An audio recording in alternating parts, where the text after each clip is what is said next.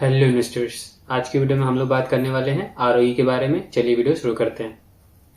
आज की वीडियो में जो हम लोग पॉइंट्स कवर करने वाले हैं वो हैं, पहला पॉइंट रहेगा व्हाट इज आरओई, आरओई क्या होता है। दूसरा पॉइंट रहेगा why ROE matter, ROE matter क्यों करता है हमें, एंड उसका फॉर्मूला क्या होता है, उसे कैलकुलेट कैसे किया जाता है आरओई को, और लास्ट में कुछ रियल कंपनीज के एग्जाम्पल्स देखने वाले हैं। चलिए वीडियो शुरू करते हैं। पहला पॉइंट है हमारा व्हाट इज आरओई। आरओई होता क्या है, तो सबसे पहले इसका जो फुल फॉर्म होता है वो है return on equity. Return on equity हमें बताता है show how effectively a company uses shareholder money to generate profit. ये हमें बताता है इन सिंपल टर्म कि कंपनीज जो इन्वेस्टर से हमारे और आप जैसे इन्वेस्टर जो पैसा लेती है उससे कितना पैसा ये जनरेट कर पाते हैं। सिंपल सा हमारा ये आरओई हमें बताता है कि कितना पैसा लेके कितना पैसा लोग जनरेट कर रहे हैं, कितना प्रॉफिट बना रहे हैं। It compare net profit to the shareholder equity, mainly बताता है कितना प्रॉफिट बना रहे हैं हमारे पैसे लिए। हमने अगर 100 रुपए दिए हैं तो 100 रुपए को इन्वेस्ट करके कितना पैसा बना रहे हैं ये हमें पता चलता है। And it indicate how well management is using investor fund, और जितना अच्छा आरओई होता है उतना अच्छा हमें इन्वेस्टर, इससे हमें पता चलता है कि हाँ जो हमारा मैनेजमेंट है वो बहुत अच्छा है और हमारे जो पैसे हम लगाते हैं उसको बहुत अच्छे से यूज कर रहा है। एंड राइजिंग जो आरओई होता है it's a signal of improving profitability and efficiency, और बहुत सारी कंपनीज होती हैं जिनका आरओई लगातार बढ़ता जाता है। इससे हमें पता चलता है कंपनी की प्रॉफिटेबिलिटी और एफिशिएंसी बढ़ती जा रही है, जो कि हमारे जैसे इन्वेस्टर्स के लिए बहुत पॉजिटिव सिग्नल होता है। अब सेकंड पॉइंट हमारा वाई आरओई मैटर। हमें आरओई देखना क्यों चाहिए किसी भी स्टॉक को एनालाइज करते समय। पहला पॉइंट इसका रीजन ये है कि it help the investor to जज how much profit the company earn from every rupee of equity. जो एक भी रुपया इन्वेस्ट करके कंपनी कितना पैसा जनरेट करेगी इससे हमें पता चलता है। अगर किसी कंपनी का आरओई मानिए 20%, तो इसका मतलब है हमें पता है कि अगर वो 100 रुपए लगाएंगे तो 120 जनरेट करेंगे।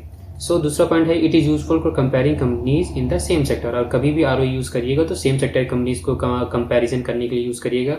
कभी टू डिफरेंट सेक्टर्स की कंपनीज को कंपेयर कर सेम आरओई से कंपेयर मत करिएगा, ये मिसलीडिंग हो सकता है बहुत time. And high ROE suggest strong business performance and competitive advantage. और बहुत सारी कंपनीज होती है जिनका आरओई 50 होता है, 60 होता है। इससे हमें पता चलता है कि इन प्रॉफिटेबिलिटी बहुत अच्छी है और इनके पास कम्पिटिटिव उनका एडवांटेज है, मोट है इनके पास एक। And very high ROE can also be due to the much डेप्थ। और कभी कभी ऐसा होता है कंपनीज बहुत ज्यादा मिसलीडिंग करती हैं, बहुत ज्यादा हाई आरओई दिखाती है। वो हाई आरओई डेप्थ से भी लाया जा सकता है, बहुत ज्यादा कर्जा लेके भी ला सकता है। तो इसको भी चेक करिएगा, अगर बहुत ज्यादा डेप्थ बढ़ता जा रहा है और आरओई बढ़ रहा है तो ये एक रेड फ्लैग हो सकता है किसी कंपनी के लिए। तो हमारा तीसरा पॉइंट है अब इसका फॉर्मूला क्या होता है और आरओई कंपेयर कैलकुलेट कैसे किया जाता है। तो आरओई निकालने का सिंपल फॉर्मूला आता है नेट प्रॉफिट को आप शेयर होल्डर इक्विटी से डिवाइड कर दीजिए और मल्टीप्लाई कर दीजिए 100 से। अब आप पूछेंगे शेयर होल्डर इक्विटी क्या होता है। शेयर होल्डर इक्विटी हम निकालते हैं टोटल एसेट को टोटल लायबिलिटी से माइनस करके, एंड आरओई को हमेशा परसेंटेज के टर्म में ही दिखाया जाता है, तो उसे 100 से मल्टीप्लाई करते हैं। आप स्क्रीन में जाकर जो 18 जैसे होता है, 20 होता है, 30 होता है, किसी का आरओई देखते हैं तो ये 30% है, 20% है। And check ROE over multiple year to spot trends. 1 year ROE can be misleading.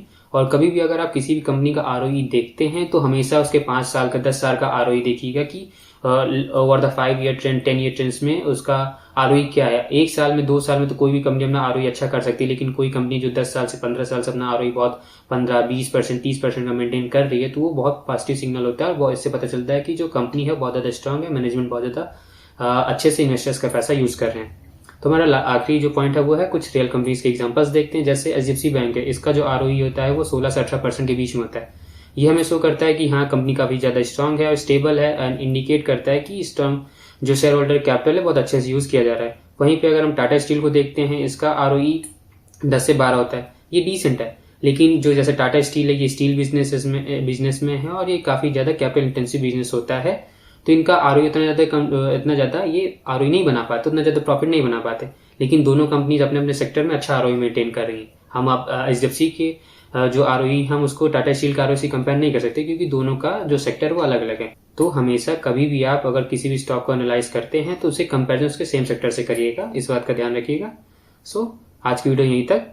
अगर आपको वीडियो थोड़ी सी भी इन्फॉर्मेटिव लगी हो तो मेरी वीडियो को लाइक कर दीजिएगा, चैनल को सब्सक्राइब करिएगा। This side Ankit Singh signing off, bye.